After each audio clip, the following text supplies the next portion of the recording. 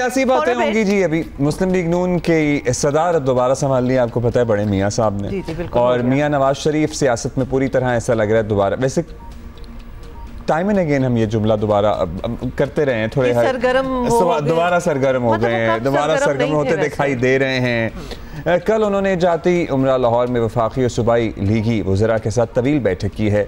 मुशावरती इजलास में वज़ीर आज़म नवाज शरीफ, नायब वज़ीर आज़म, वैसे एक बात बताएं,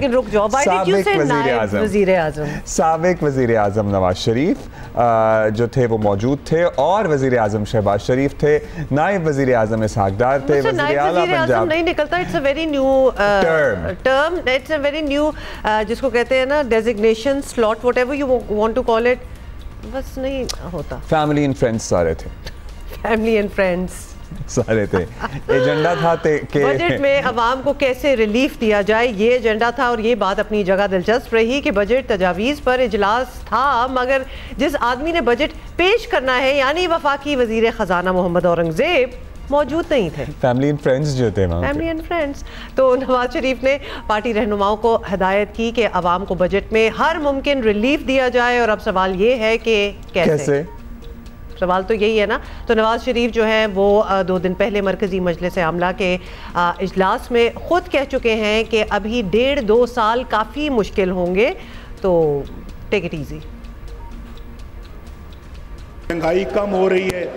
शहबाज शरीफ साहब, आपको भी मुबारक हो, मरियम को भी मुबारक हो, आपकी हुकूमतों को भी मुबारक हो, आपके सब साथियों को मुबारक हो। इंशाअल्लाह ये समझ लें शहबाज साहब, ये समझें, अल्लाह आपका, अल्लाह मरियम का हाथ पकड़ रहा है, अल्लाह बरकत डाल रहा है। इंशाअल्लाह अल्लाह के फजल करम से आप हिम्मत करें। ये शायद 1.5-2 साल ज़रा मुश्किल के होंगे, आप मेहनत करके आप इस वक्त को गुजारें। अगले 3 बरस इंशाअल्लाह बहुत अच्छे हो जाएंगे, और पाकिस्तान एक दफ़ा फिर खुशहालियों की तरफ लौटेगा। अब ज़रा ये बता रहे हैं कि 200 यूनिट के बिजली सार्फिन को रिलीफ देने पर काफ़ी बात हुई है, अच्छी बात है, बहुत बड़ी बात होगी अगर हो जाए। मुशावरती इजलास में इस बात से इत्तफाक किया गया है कि वफाकी बजट IMF प्रोग्राम की शराइत के मुताबिक ही बनाया जाएगा।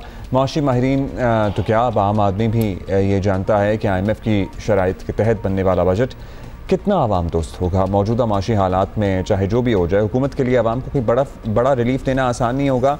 अच्छा, हम बिजली की खपत की बात कर रहे थे ना, एक और कहीं सजेशन में पढ़ा था कि ऑल दोज सोलर यूज़र्स जो कि अपनी ज़रूरत से कहीं ज़्यादा, बास फैक्ट्रीज होती हैं जो पूरी सोलर पे कन्वर्टेड हैं, जो अपनी ज़रूरत से कहीं ज़्यादा बिजली प्रोड्यूस कर रही हैं, there should be an option कि वो सिस्टम को दें या फिर वो अपनी मर्ज़ी से उन बिजली के यूनिट्स को चैरिटी कर सकें। हाँ, ये बड़ी अच्छी बात है, चैरिटी वाले एलिमेंट मैंने नहीं सोचा था। कि वो भाई एक उनकी जो एक्सेस बिजली प्रोड्यूस हो रही है वो कहने ये कच्ची आबादी है इनको दे दें, या ये मोहल्ला है इनको दे दें, या मैं आई एम सॉरी टू से फैमिली एंड फ्रेंड्स की हम बात कर रहे हैं। मैं चाहता हूँ कि मेरे जो स्टाफ है, मेरा जो ड्राइवर है, मेरे जो मेड्स हैं, उनके बिजली के बिलों में मेरे जो एक्स्ट्रा यूनिट्स हैं ये एडजस्ट हो जाएं। और ख़ासतौर पे इंडस्ट्रियल जोन्स में जैसे कोई सोसाइटी बनती है, अगर हम अपने घरों की बात भी ना करें, इंडस्ट्रियल लेवल पे बात करें, वहाँ उन्हीं के वर्कर्स की आसपास सोसाइटीज़ होती हैं, गिव इट टू देम। मतलब ऑप्शंस बहुत हैं अगर ये ऑप्शन बने तो। अच्छा जी। उस्मान भट्टी, नुमाइंदा जियो न्यूज़ लाहौर हमारे साथ हैं। उस्मान, सबसे पहले तो ये हमें बड़ी दिलचस्प बात लगी और आप ही से पूछ लें कि कल ये सारी हुई मीटिंग और बातें, बजट पे बड़ी बातें हो रही हैं, आइडियाज़ फ्लोट किए जा रहे हैं, तो किधर थे हमारे वज़ीर ख़जाना? वज़ीर ख़जाना कहाँ गायब थे? वो इनवाइटेड नहीं थे इस पार्टी में? कल जो है जाती उमरा लाहौर में 3 घंटे तक जो है वो इजलास हुआ। इस इजलास की जो सदारत है वो वज़ीर-ए-आज़म पाकिस्तान मियाँ मोहम्मद शहबाज शरीफ ने की, और इस इजलास में मियाँ नवाज शरीफ जो कि पाकिस्तान मुस्लिम लीग के सदर हैं वो भी थे। और मैं आपको बताऊँ, इस इजलास में चेयरमैन FBR, सेक्रेटरी ख़जाना और जो राना तनवीर जो वफाकी वज़ीर हैं, ख्वाजा आसिफ, इसहाक डार, ये सब मौजूद थे। मरियम नवाज शरीफ जो वज़ीर पंजाब है वो भी मौजूद थी।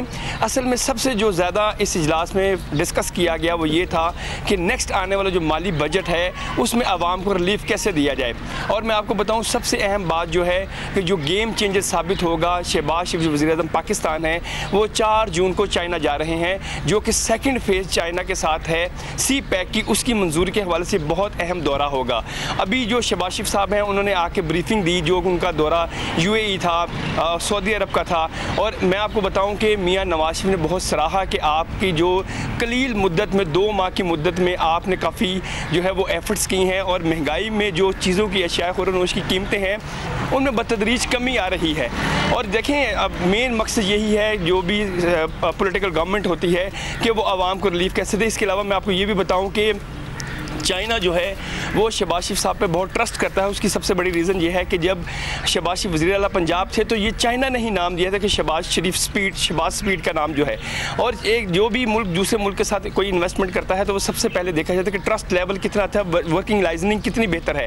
तो ये बहुत बेहतर है कि चाइना और पाकिस्तान शहबाज शरीफ उनके साथ पहले भी काम कर चुके हैं, तो इसलिए वो शहबाज शरीफ पर ट्रस्ट कर रहे हैं। और दूसरी बात यह है कि वज़ीर आला पंजाब मरियम नवाज शरीफ ने जो 2 माह की मुद्दत में पंजाब में जो काफ़ी बेहतरी की है, वो मिलावट माफिया हो, वो मंशियात का माफिया हो, वो इसके अलावा ग्राम फरोशी का माफिया हो, लॉ एंड ऑर्डर की सिचुएशन हो, कोई भी तबादला पंजाब में जो है वज़ीर आला पंजाब की मर्ज़ी के बगैर नहीं हो सकता। क्योंकि ये पंजाब में बहुत ज़्यादा ट्रेंड था कि जो पिछले दौरे हुकूमत थे वहाँ पर ये एक तासुर आम था कि कोई भी आपने ट्रांसफ़र करवाना है तो वज़ीर आला उस्मान बुज़दार से अप्रोच करें, इतने पैसे से ट्रांसफ़र हो जाता है।